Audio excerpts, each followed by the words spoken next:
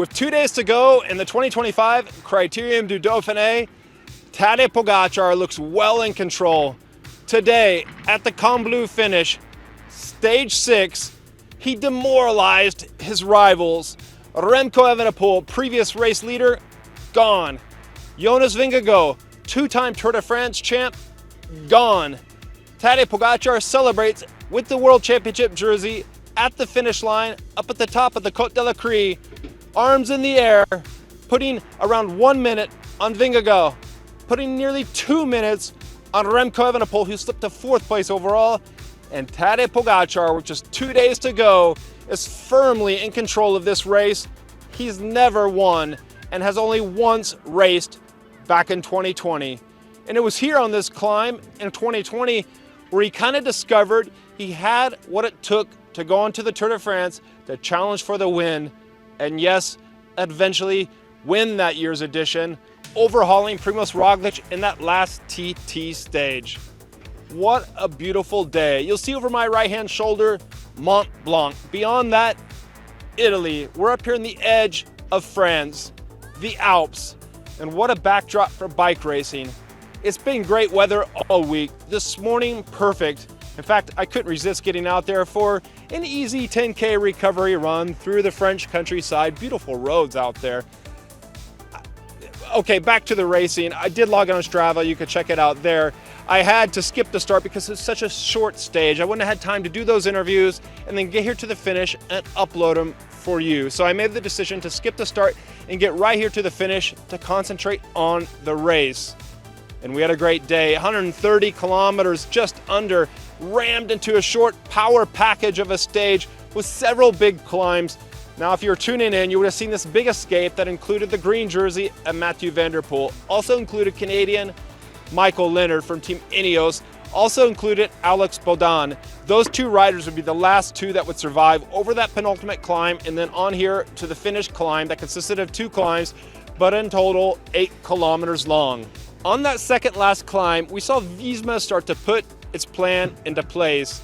And the plan, I don't think, was to drop Tadej Pogacar, but I think the plan was to try to really put the pressure on Remco Evenepoel, to start to really churn the screws. And hey, who knows, see if Tadej Pogacar has some weaknesses. And as Matteo Jorgensen explained to us there at the team bus, and Christian Nierman, the DS, was to isolate Tadej, get rid of his teammates.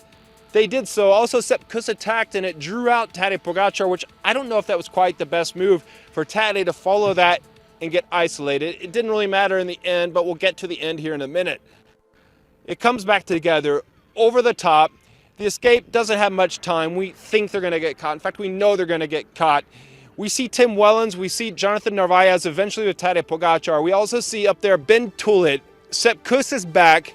And of course, Matteo Jorgensen looking so strong there for Jonas Vingegaard. And you could clearly spot Jonas, not just from a small climbing frame, but with that Danish flag on his helmet with the yellow team colors.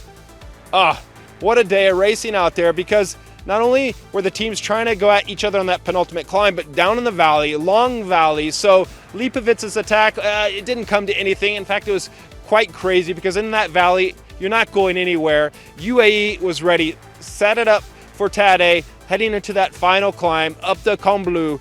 There, the base, the final climb. We were here back in the 2023 Tour de France where Vingegaard annihilated the field in the TT. It finished down the climb. Well, today, Tadej was back. That day, after suffering a brutal blow from Vingegaard, well, today, he delivered it back to Jonas. Now, what happened there? We saw Remco being without teammates, and I should have noted yesterday at the finish because Kevin Vervaeke abandoned the race. Also, we got better footage of that crash of Remco from a fan there on the side of the road. Remco really took a tumble yesterday. So we're trying to read into today, and I'll get to the interview that we had with Remco here in a minute to try to understand why he was gapped, if it was just the legs or if there were other factors.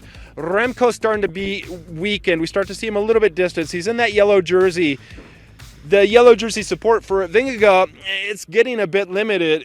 Matteo's there. Matteo's been riding so well, but no one can really match Tadej Pogacar, and that's why he's in those World Championship stripes. Tadej sees Remco on the ropes. Tadej launches his attack. Jonas follows briefly, and then gone. Around about 7.5 kilometers to race. Tadej is on his own, up the road. Well, he picks up Leonard, or Leonard was already picked up, and all that's left is Bodin. He passes him with around 6.5 kilometers to go. The world champion, solo, racing up an Alpine pass. Do you want anything more from cycling? I know some of you haters out there will start to say, oh, this is ridiculous. Tadej swept through all the classics. His last race, Liège-Bastogne-Liège, he won, and now he's here smashing the field. He gave us some questions, some doubts there in the TT, but he came back to answer those today.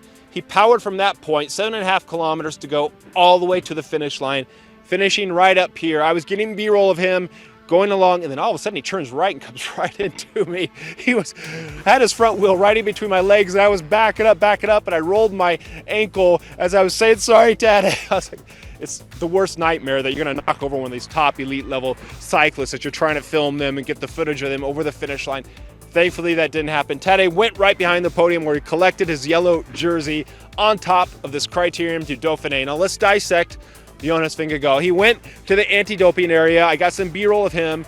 Then I went down to the bus. I spoke with Matteo Jorgensen, who was yes and no okay with this day, because in that move, it was Lipovitz, who was second overall, I think at 4 seconds at the beginning of the day.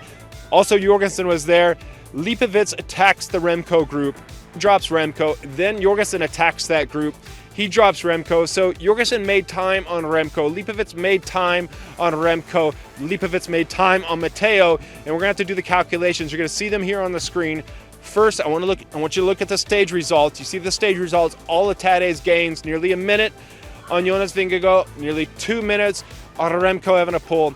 And you can see what that's done to the GC when we're now looking at the GC on the screen. Oh, what a day out. What a day of demolition for Tadej Pogacar.